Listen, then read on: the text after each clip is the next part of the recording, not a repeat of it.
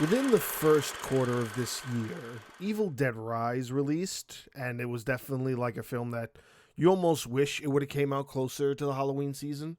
I thoroughly enjoyed it. I think it's a tremendous continuation of that universe, of that story.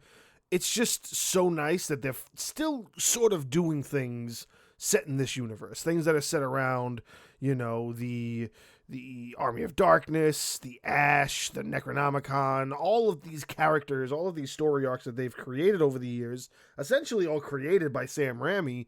It's really, really nice to see them continue this sort of this sort of universe. It's building this franchise, and really it is a franchise right now. Like, for those who don't really know a lot of the Evil Dead backstory, well, it starts with two essential movies. I want to say the first one was 81, I think. And then the second one doesn't come out for like another 10 years. But then you get hit with the third one, which flips everything completely on its head. And then that's sort of all you get. So within like a 10 to 12 year span, you get these three movies. The first two are sort of the same. In my opinion, when you watch the first two, it is essentially like there's Evil Dead, or should I say The Evil Dead, and then there's Evil Dead 2. But they're very similar story-wise. It follows the same kind of pattern.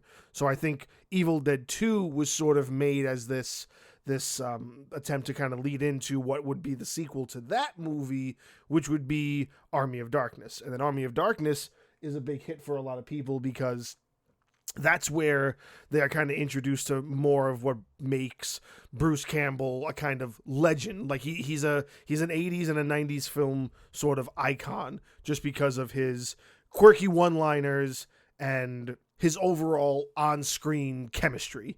So Army of Darkness kind of led with a lot of that. And you can kind of see that when you look at like the numbers of everything, because essentially the what the films have made as they've been released has continuously gone up.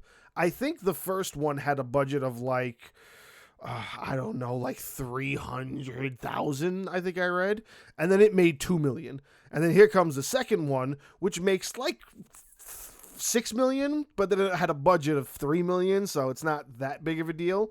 And then Army of Darkness comes along and completely just breaks even.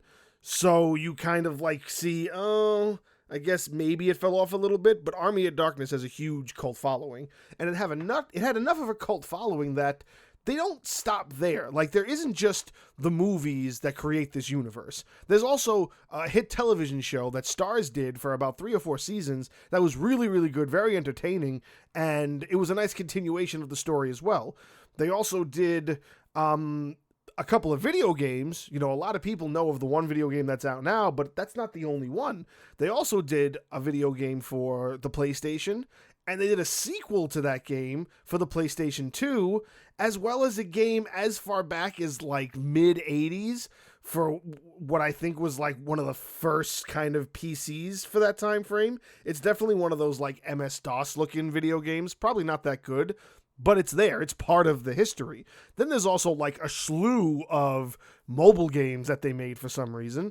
So along with these video games and these films and in TV, Dark Horse Comics also picked up Army of Darkness, made a bunch of comics about it, and there are still comics being made, as recently as I want to say the last couple of years when I was reading the information about it. But that's just how the universe has continued. It's one of these things that it doesn't need a lot, but it has so much to offer, and they keep sprouting it out. And now you have this film that came out this year, Evil Dead Rise, which just adds to that. It just adds to this universe, and it gives us just so much more of what a lot of really hardcore fans love, a lot of horror fans that just want more of that sort of Evil Dead feel. There's a certain feeling you get when you watch these films. There's a certain like pattern they have. There's a filmography to it. There's something you're expecting out of an Evil Dead film, and this one kind of just turns it up another notch, just like the reboot from, I want to say 2016 did, and this one is just, it blows it out of the water. It's not, to me at least, it's not a continuation. It's not a sequel. It's just another story that takes place in this universe. And it's just done extremely well. It's based on what I believe the writer-director Lee Cronin said was the third iteration of the Necronomicon. And essentially what he said was there, with all these different versions of the story out there, there are also these different versions of the Necronomicon, which is the Book of the Dead that the series is based on. It's this book where if you read a certain incantation, the dead will rise and start wreaking havoc on the living. So the film is about the third iteration of that book, which is found after an earthquake. This mother of three, her kids are like out getting pizza or something. They find this book in a hole that breaks after an earthquake, and they find the book, and of course they bring the book upstairs to their apartment. And that's the other thing that's really cool, is that it takes place in an apartment on a single floor, and everybody gets involved, which I love, because there are a lot of times where you'll see things take place in apartments. The two things that come right to mind is the horror movie Apartment 143, which I love. And then there's also Leon the Professional, which is a great film from the mid to early 90s, I believe. And they both have, big plays within, like, apartment buildings, essentially. But we don't really see what everybody else is doing in all the other apartments. Like, people live there, but nobody is complaining about Apartment 143, and then you have all these shootouts happening in Leon the Professional, and only one lady comes out of her house to be like, what's going on? Like, there's gunfire outside. Nobody's running for their life. They're all just hiding in their apartment, hoping they're not going to be shot at. Like, that's crazy. Evil Dead Rise, however, takes place on one floor of the apartment building, and everybody's into it. Now, granted, they also lead into the story that this apartment building is meant to be kind of shutting down, so everybody's supposed to be moving out. So these are also the quote-unquote last tenants of that building. But it's still nice to see that they're saying, hey, people live here, or at least this is the reason why you're not seeing a lot of people while there's this demonic possession going on in an apartment in the same building. Like, people hear these things. They have to. I grew up in an apartment building. The walls aren't thick, but they're not thin, and you could definitely hear things when they're that loud. Loud enough where it's like people dying and people getting possessed by shit. So they bring the Necronomicon upstairs to the apartment. Of course, kid doesn't understand what he's doing, and they open it up and spring out the devil, and the devil takes over the mother. Now, what's interesting is just there's a certain level of despair, I would say. There's just this unsettling feeling you get right when you know that it's about to start going down, where you realize that the mother, she's a single mother, she's got 3 kids, her sister's visiting, and the mother is the first one to get possessed. So she gets possessed, and you know that she's about to wreak havoc on everything, and there is, points in the storyline, in the history of the Evil Dead storyline, where people do sort of come back from their possessions. They are sort of able to fight them off in a way. A big portion of the Ash storyline is that he's able to kind of push the demon out, and the demon tries to come back, and as the demon is like stuck in his hand, he chops his hand off, which leads to him having a chainsaw for a hand. And you see that happen more than sort of once. The Evil Dead reboot that came out, a little less than 10 years ago, that also had a moment where there was one character who was possessed and was able to kind of get rid of the possession.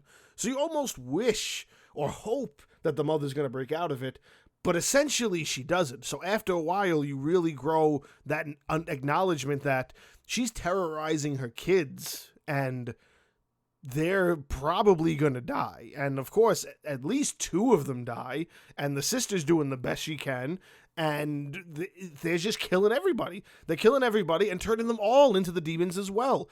Everybody on the floor. That's the other thing I love about the Evil Dead series, is that it's not afraid to just go all out and just show you exactly what should be happening as the story is progressing.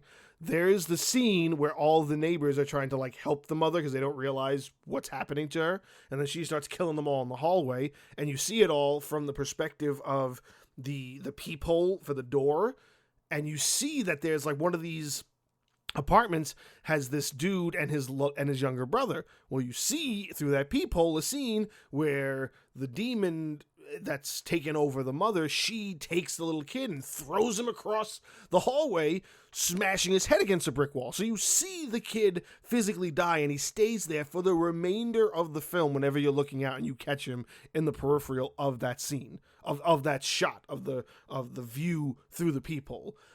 Very few films which even hint at the idea of, say, dogs or kids dying in any way are going to show you how it happens, let alone leave it as a prominent note on screen whenever the scene pops up where that's where the kid should be, or that's where the body or the corpse should be.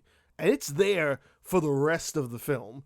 And that to me just speaks a lot about what this series does and how it kind of has this sort of free range. It's going to do whatever the fuck it wants, and we're going to love it no matter what. And I loved this film. I loved how the story was told. I loved the presence it left in how it ended, where of course it ends with you think there's a victory, but there's really not a victory. So you leave this opening for more, and you want to hope there's going to be more. I believe Lee Cronin has said in interviews that he wants to do another one after this. The issue is, I think this it's only his second film. I don't know. I can't remember what his first one was, but he's only done 2 films. So this one was a very big proving point for him. So he's proved it, and now hopefully he gets the go ahead to make more and to be the guy behind it, and have just Sam Raimi there as his guiding mentor to make more films that are like this. Because when it comes to the Evil Dead franchise, I don't think it's going to die anytime soon. And I also fully believe that this is a tremendous starting point to put Evil Dead on the map with the way they were doing, Halloween. Halloween came back randomly and just did 3 sequels to kind of end off that series. And then here's Scream sort of doing the same thing. And then I also heard that the Exorcist movie that's coming out this month, that's doing the same thing. That's apparently supposed to be a 3-part series too. So I'm hoping that the Evil Dead can kind of rope in there as well, and we can get more. And I hope Lee Cronin is still behind it, because I think it's going to be tremendous if it is still in his hands and nobody tampers with it, because it's going to be good, just as good as this film was.